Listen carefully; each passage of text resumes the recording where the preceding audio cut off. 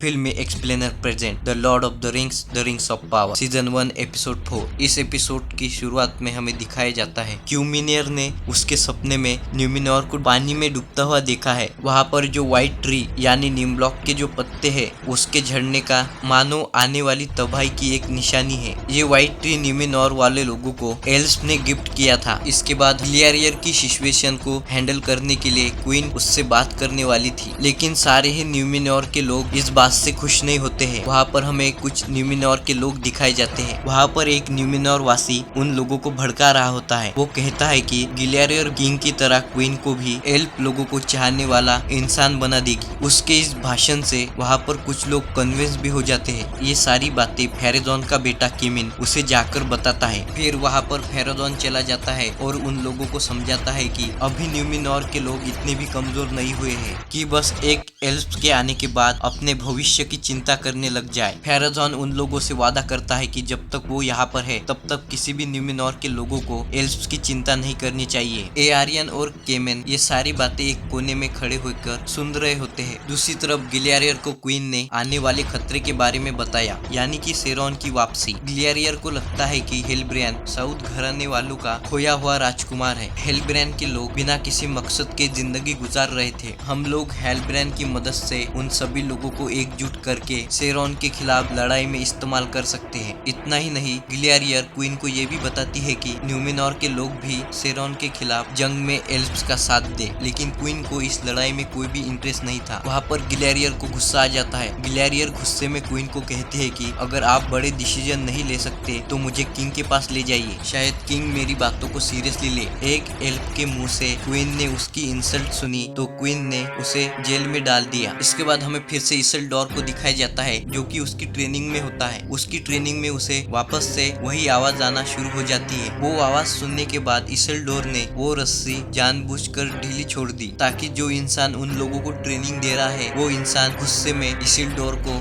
इस ट्रेनिंग से निकाल दे। वहाँ पर उनका कोच को इतना गुस्सा हुआ कि उसने इसिल्डोर को तो निकाला ही, साथ ही उसके दो दोस्तों को भी निकाल दिया। इसके बाद इसिल्डोर और उसके फ्रेंड जब एक जगह आते हैं तो उसके फ्रेंड उसे कहते हैं कि तुम्हें तो सीगार्ड बनना ही नहीं था, लेकिन हम लोगों को तो बनना था, हमें तो बनने देते। और ये कहने के बाद उन दोनों ने इसिल्डोर से दोस्ती तोड़ दी और वो लोग वहाँ से चले गए। इसके बाद हमें एडार का चेहरा दिखाया जाता है, जहाँ पर हमें पता चलता है कि एडार एक एल्फ है। एरोंडियर ने जिन ऑर्फ्स को जख्मी किया था उस ऑर्फ्स को दर्द से छुटकारा देने के लिए एडार ने उसे मार दिया, लेकिन उसे मारते समय एडार को काफी बुरा लग रहा था। इससे हमें ये पता चलता है कि एडार को उन ऑर्फ्स की चिंता है। इसके बाद एडार एरोंडियर से पूछताछ करता है। एरोंडियर उसे बताता है कि वो बेलेरियन में पैदा हुआ था। वहाँ पर एडार उसे बताता है कि जब वो छोटा था तब वो बेलेरियन की नदी देखने गया था। एडोर को इस दुनिया में भारी बदलाव लाने थे, लेकिन ये दुनिया बदलने के लिए एडोर कोई भगवान नहीं है। एडार ने एरोंडियर को इसलिए जिंदा छोड़ा था ताकि वो वॉच टावर में जाकर उसका मैसेज उन लोगों तक पहुंचा सके। ऑर्फ्स लोगों से छुप के ह्यूमन लोग एल्फ्स के वॉच टावर में छुपे थे। धीरे धीरे उन लोगों का राशन भी खत्म हो रहा था। इसके बाद हमें वो लेडी और उसका बेटा थियो दिखाया जाता है। दोस्तों, रिंग्स ऑफ पावर के हर एपिसोड में हमने इस लेडी का नाम ही नहीं लिया है, हमने बस इसे लेडी ही कहा है। तो इस लेडी का नाम ब्रॉनमन है। ब्रॉनमन का बेटा थियो राशन खत्म होने की वजह से उसे कह रहा होता है कि हम गाँव में जाकर राशन ला सकते हैं, लेकिन ब्रॉनमन उसे मना करती है। उसके मना करने के बाद भी उसका बेटा थियो गाँव में राशन लाने के लिए चला जाता है। वो उसके दोस्त रोहन के साथ आया था। थियो को लगता था कि दिन में ऑर्फ्स हम पर हमला नहीं कर सकते और हम लोग गांव से कुछ राशन पानी लेकर वापस आ जाएंगे। थियो उसके साथ वो ऑर्फ्स लोगों की चीज भी लेके आया था। इसके बाद रोहन और थियो ने काफी सारा राशन इकट्ठा कर लिया था, लेकिन थियो को एक घर में जाना था। उसे लग रहा था कि वहाँ पर भी बहुत सारा राशन होगा। वो रोहन को कहता है तुम बाहर ही रुको, मैं उस घर के अंदर से राशन लेके आता हूँ। थियो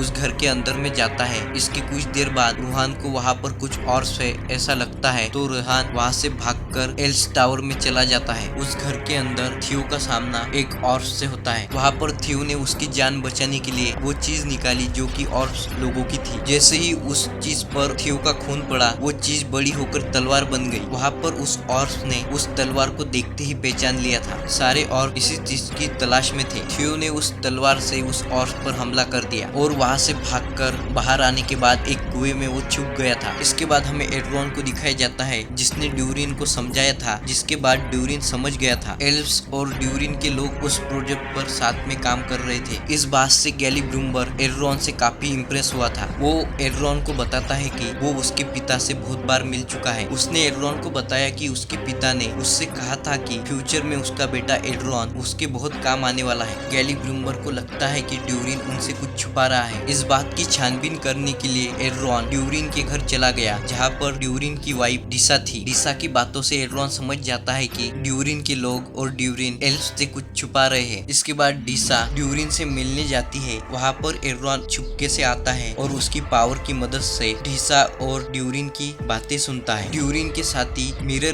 के नीचे बनी हुई खदान में खोद रहे थे। ड्यूरिन उस ओल्ड माइन में जाता है। एलरॉन ड्यूरिन का पीछा कर रहा था, तो एलरॉन भी वहाँ पर पहुंच जाता है। वहाँ पर जाने के बाद उसे ड्यूरिन दिखा। ड्यूरिन को ऐसा लग रहा था कि एलरॉन उन लोगों का सीक्रेट चुराने आया है। वहाँ पर एलरॉन उसे दोस्ती की कसम देता है और उसे कहता है कि वो सिर्फ टावर के काम के लिए यहाँ पर आया है। एलरॉन को ऐसा लग रहा है कि उससे वो लोग कुछ छुपा रहे हैं, इसलिए वो यहाँ पर आया था। ड्यूरिन को उसके बात पर विश्वास हो जाता है, लेकिन ड्यूरिन ने ड्रॉन्स का सीक्रेट बताने से पहले एलरॉन से एक शपथ ली कि चाहे कुछ भी हो जाए एलरॉन ये सीक्रेट किसी को भी नहीं बताएगा। एलरॉन इस बात के लिए मान जाता है। ड्यूरिन ने एलरॉन को ड्रॉन्स की नई खोज के बारे में बताया। ऐसा मजबूत धातु जो कि वजन में सिल्क से भी हल्का है और मजबूती में लोहे से भी मजबूत है। ड्रॉन्स ने उस धातु को ग्लिग्रिटर का नाम दिया था। एलरॉन के हिसाब से एल्विस भाषा में इस धातु का नाम मिथरिल होगा, यानी कि कमाल का ग्रे ऑब्जेक्ट। मिथरिन ड्रॉन्स के फ्यूचर के लिए काफी इम्पोर्टेंट धातु है। ड्यूरिन ने मिथरिन का एक धातु का सैंपल एलरॉन को गिफ्ट में दे दिया, लेकिन वहाँ पर लैंडस्लाइड्स की वजह से वहाँ पर एक धमाका हो गया। वहाँ से ड्यूरिन फौरन उसके साथियों की मदद करने के लिए चला गया। इसके बाद हमें गिलियरियर को दिखाया जाता है, जहाँ पर हेलब्रांड को कैद किया था। हेलब्रांड के साइड में ही गिलियरियर को भी कैद किया गया है। हेलब्रांड उसे समझाता है कि हर जगह पर गुस्सा और एटीट्यूड दिखाने से काम नहीं होता, कभी कभी दिमाग भी यूज करना चाहिए। और हेलब्रांड उसे ये भी बताता है कि दुश्मन की कमजोरी को हमें ताकत की तरह यूज करना चाहिए। फिर वहाँ पर गिलियरियर को समझ में आ गया कि न्यूमिनोर का जो किंग है वो क्वीन की कमजोरी है। इसके बाद गिलियरियर उस जेल से बाहर आकर कुछ गार्ड्स को मार के किंग के पास पहुंच गई। वहाँ पर फेरोजॉन भी गिलियरियर के पीछे जाने वाला था, लेकिन हेलब्रांड ने उसे वहाँ पर रोक लिया। हेलब्रांड को पता था कि गिलियरियर कहाँ जाने वाली है। हेलब्रांड फेरोजॉन को रोककर उसे गिलियरियर की इंफॉर्मेशन देकर उसे दोस्त बनाना चाहता था। इसके बाद हमें इसिल्डोर और उसकी बहन दिखाई जाती है, जहाँ पर इसिल्डोर उसकी बहन को बताता है कि उन लोगों के कोच ने उसके साथ उसके दो दोस्तों को भी निकाल दिया है। आरियल वहाँ पर आने से पहले किसी के साथ डेट करके आई थी। इसके बाद हमें गिलियरियर दिखाई जाती है, जो चुपके से किंग के पास जा रही होती है। वहाँ पर गिलियरियर की मुलाकात मिरियल से हुई। वहाँ पर किंग काफी बूढ़ा हो गया था और वो बिस्तर पर सो रहा था। मिरियल गिलियरियर से बहस करने के लिए गिलियरियर को उस टावर के ऊपर ले गई। उस टावर के टॉप फ्लोर पर काफी सारे हथियार रखे हुए थे। वहाँ पर गिलियरियर मिरियल को कहती है कि वो उसके पिता के जैसे ही एल्फ के दोस्त क्यों नहीं है। आखिर एल्फ से ऐसी कौन सी गलती हुई है जिस वजह से वो एल्फ को बुरा समझती है। इस बात का जवाब देने के लिए मिलियर ने गिलियरियर को एक पलांटियर दिखाया। पलांटियर यानी एक तरह का क्रिस्टल बॉल, जिससे हम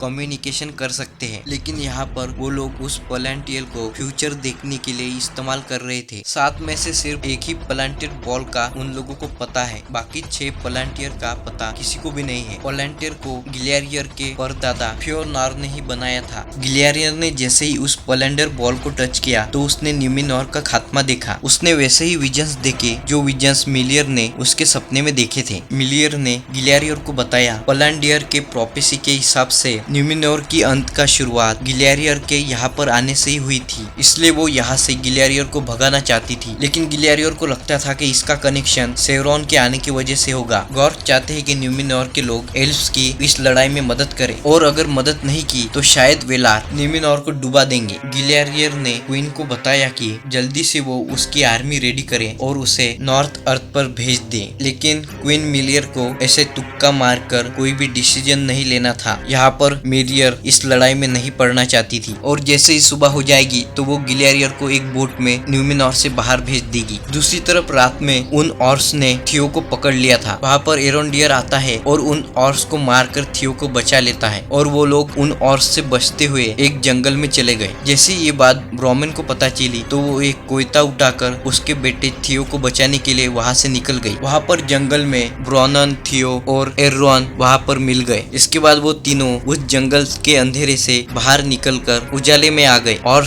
दिन में उन लोगों का पीछा नहीं कर सकते थे, इसलिए वो तीनों वहाँ पर बच जाते हैं। इसके बाद ड्यूरिन ने उसके सारे साथियों को उस खदान में से जिंदा निकाला था, लेकिन इस हादसे की वजह से ड्यूरिन के पिता ने उस काम पर रोक लगा दी थी। वहाँ पर ड्यूरिन को गुस्सा आ गया और वो गुस्से में उसके पिता के खिलाफ अनाप शनाप बोलने लग गया था। वहाँ पर एरॉन उसे समझाता है कि जब तक समय है तब तक ड्यूरिन को उसके पिता के साथ सारे गिले शिकवे दूर करने चाहिए। अगर माफी मांगने में देरी हो गई तो ड्यूरिन सारी जिंदगी पछताएगा। एरॉन की बातें सुनने के बाद ड्यूरिन उसके पिता से माफी मांगने के लिए चला गया। ड्यूरिन के पिता ने उसे बताया कि उसे माफी मांगने की कोई जरूरत नहीं है, लेकिन ड्रॉन्स का फ्यूचर राजा होने के कारण ड्यूरिन को अपने इंटरवेंशन इग्नोर नहीं करने चाहिए। वहाँ पर ड्यूरिन को ऐसा लगता है कि एल्फ्स उन लोगों से कुछ छिपा रहे हैं। वहाँ पर ड्यूरिन का पिता उसे बताता है कि एल्फ्स के असली प्लान को जानने के लिए ड्यूरिन को लंदन जाना चाहिए। इसके बाद जैसे ही थियो और उसकी मॉम एरॉन एल्फ के टावर पहुंच गए तो थियो से मिलने के लिए वहाँ का बार ओनर आया। यहाँ पर हमें ये पता चलता है कि थियो से पहले उन ऑर्क्स की तलवार उस बार ओनर के पास थी। वो बार ओनर भी उस तलवार को एक्टिवेट करने के लिए उसके हाथ में घुसाता है। वहाँ पर वो बार ओनर थियो को बताता है कि मेटेओर की गिरने की एक ही निशानी है कि सेरॉन वापस आ रहा है। इसके बाद एरोनियर ने थियो की मोम को अकेले में एडार के मैसेज के बारे में बताया। अगर यहाँ के ह्यूमन उनकी जमीन एडार के हवाले करके एडार के साइड हो गए तो उन ह्यूमंस को ऑर्क्स से डरने की कोई जरूरत नहीं है, और अगर इन ह्यूमंस ने ऐसा नहीं किया तो एडार की आर्मी एक एक करके उन सभी ह्यूमन को मार देगी। इसके बाद हमें एडार दिखाया जाता है जिससे उसके ऑर्क्स खबर देते हैं कि वो लोग जिस तलवार को ढूंढ रहे हैं वो तलवार उस एल्फ्स टावर के अंदर एक बच्चे के पास है। इसके बाद सुबह होते ही गिलेरियर को क्वीन ने एक बोट में बिठाकर न्यूमेनॉर से बाहर भेज दिया, लेकिन वहाँ पर गिलेरियर के थोड़े दूर जाने के बाद ही उस व्हाइट ट्री के पत्ते झड़ने लग गए। वो पत्ते झड़ते हुए देखने के बाद वहाँ पर सब लोग समझ जाते हैं कि